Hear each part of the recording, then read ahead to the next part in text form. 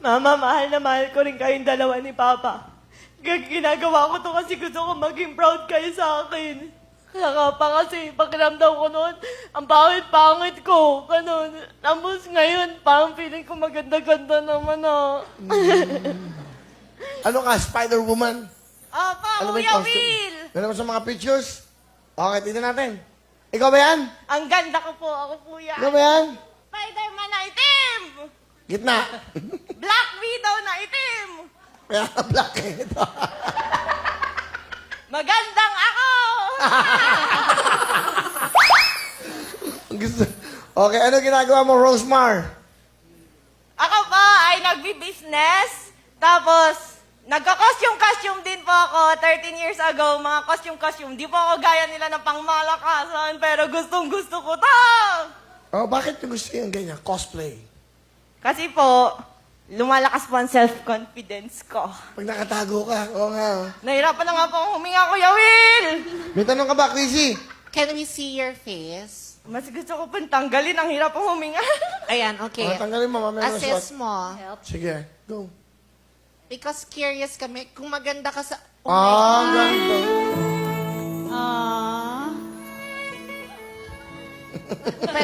Pwede bang bumaliktad ka din, I'll kiss you? Diba? Ganun yung sa Spider-Man. Bumabaliktad Ang tapos... ganda, ang ganda mo ah. Rosemar, okay, mahilig ka sa costume na. Sino kasama mo?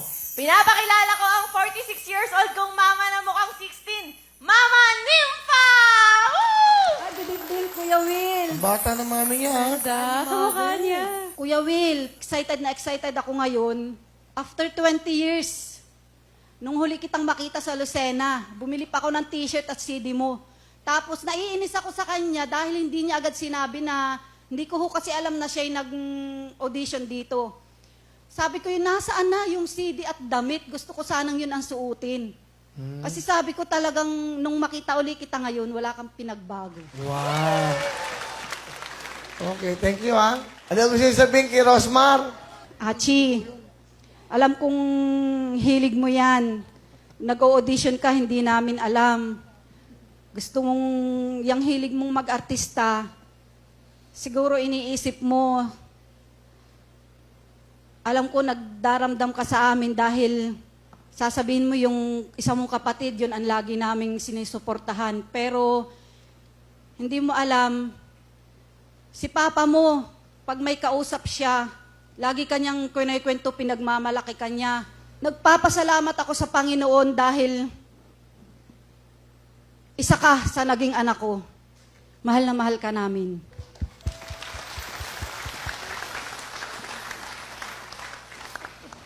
Mama, mahal na mahal ko rin kayong dalawa ni Papa.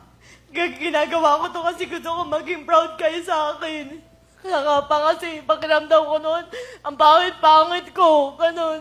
Tapos ngayon, parang feeling ko maganda-ganda naman ah.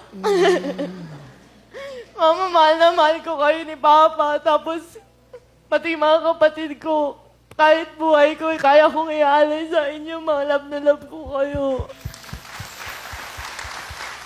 Thank you, mami. Bigyan mo nga si mami ng jacket. Kasi after 20 years, kung buhay pa kami, baka makita pa kami ulit. Saka isa pa sa tatay niya. Sa papa niya. Oh.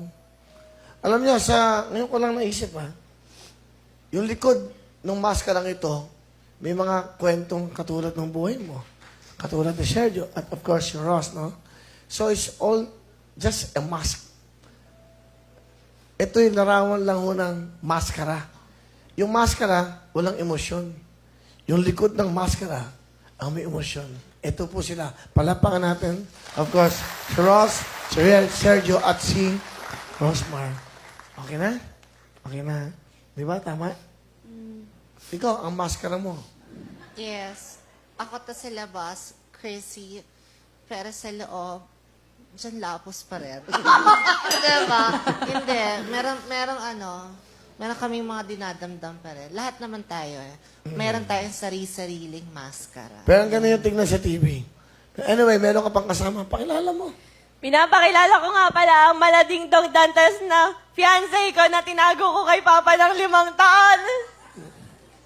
Hello, Kuya Will. Ano pangalan? Si Jesus! Jesus. Hello po. Fiancé, ibig sabihin, boyfriend. Okay.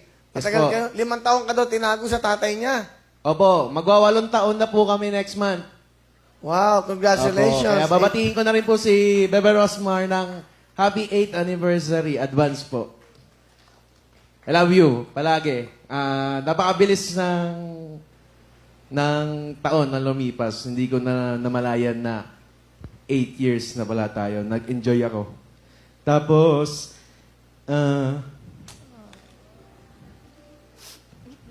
teka.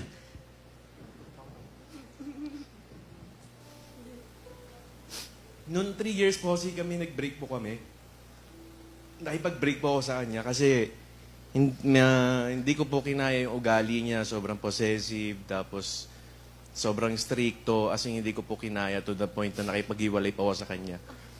Pero pagkatapos mo nun, dun po ako nabilib sa kanya na hindi po siya tumigil or nanatili po siyang matatag. Naniniwala pa rin siya na pwede pa rin maging kami. Nung una po naging matigas ako, pero nung uli, naniwala na rin ako na worth it siya. Siya pala yung babae na tipong kailangan sineseryoso, hindi sinasayang. Sayang kung mapunta pa sa ibang lalaki. Kaya bumalik ako sa kanya. Kaya ngayon, 8 years kami. Gusto ko siya na yung babaeng makatuluyan ko pang habang buhay. Siya na yung gusto ko maging makasama pagtanda. Sure na ako doon. Yun lang po. Ano gusto mo sabihin? Yung sa kanya, nararamdaman mo. Mahal na mahal kita. Sorry kung nagawa ko yon, hindi ko na uulitin. Salamat. Tatay, bebe tatay ko, love na love din kita. Sorry kung 5 taon kitang tinago kay Papa kasi alam mo naman na stricto si Papa. Sabi kasi niya, kakalbuhin niya ako. Natatakot lang talaga ako. Pero worth it na tinago kita kasi hanggang ngayon tayo pa rin, hindi tayo napaglayo. At proud na proud ako kasi ikaw yung lalaking walang bisyo. Hindi na babae. Swerte ako sa'yo. Sa 8 years, pinaramdam mo sa akin na para sa'yo ako yung pinakamaganda, ako basta para sa akin, ako yung pinakaswerteng girlfriend sa buong mundo, Totoy. Mahal na mahal din kita. You are an inspiration to everybody.